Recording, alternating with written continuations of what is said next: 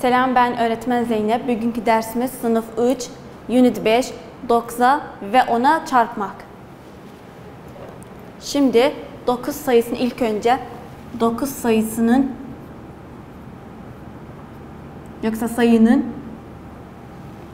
çarpmasını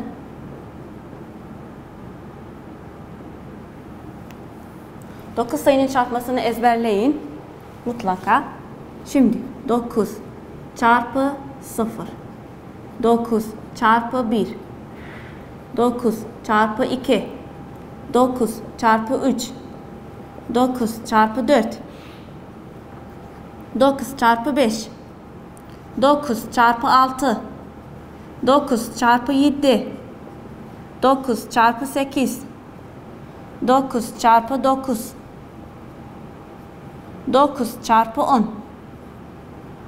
Şimdi biz söyledik de geçen derslerde eğer her bir sayıyı sıfırla birlikte çarparsan çarpanın sonucu sıfır olacak, değişmez.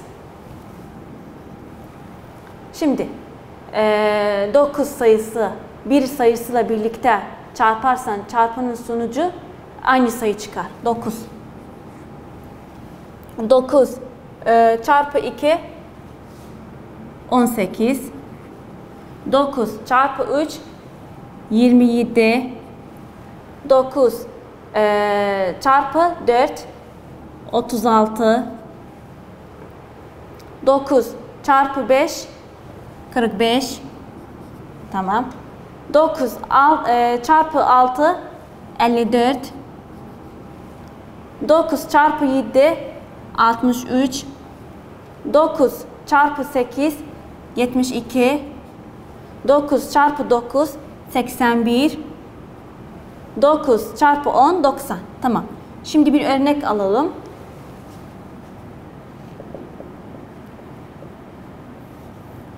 Tamam. 9 sayısı için mesela 9 çarpı 4.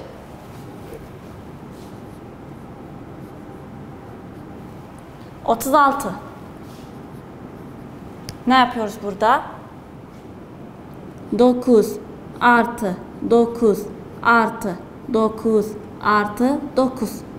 9 artı 9 18. 18 artı 9 27. 27 artı 9 36. Tamam, şimdi matris kullanıyorum.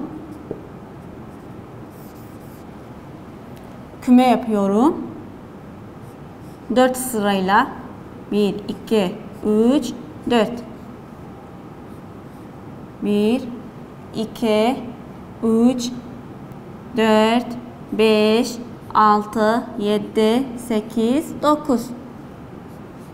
2 3 4 5 6 7 8 9. 1 2 3 4 5 6 7 8 9. 1 2 3 4 5 6 7 8 9. Tamam. Şimdi burada kaç sıra var? 1 2 3 4.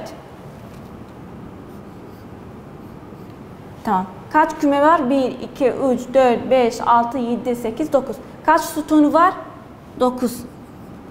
Eşittir 36. Eğer bu sayıların yerini değiştirsem mesela 4 çarpı 9 eşittir 36.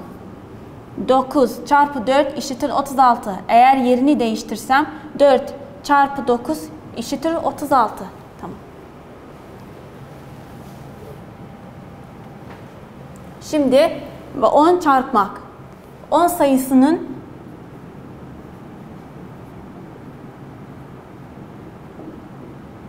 çarpması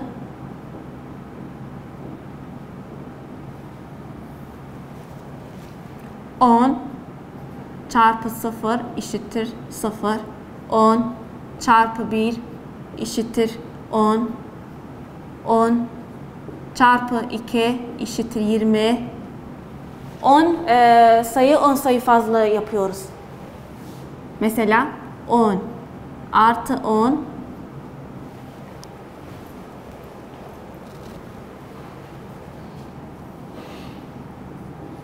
eşittir 20. Öyleyse 10 çarpı 3 eşittir 30. 10 çarpı 4 eşittir 40. 10 çarpı 5 eşittir 50.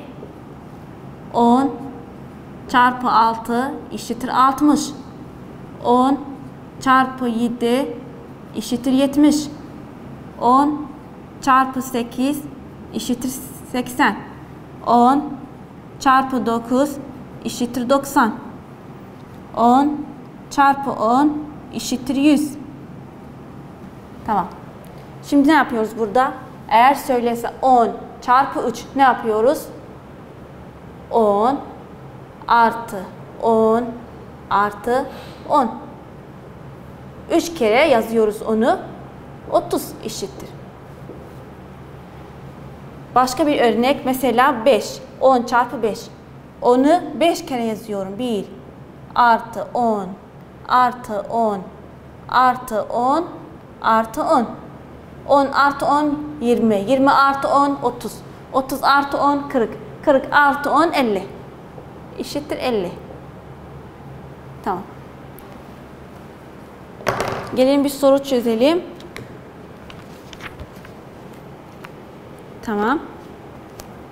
Burada yazılmış tamamla. 3 çarpı 10 eşittir 30.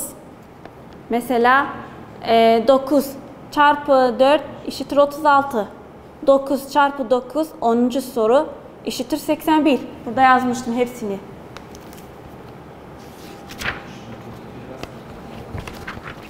Mesela 7 çarpı 10 eşittir 70.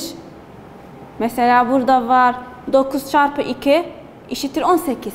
Tamam. Bu dersin sonuna geldik. Teşekkürler.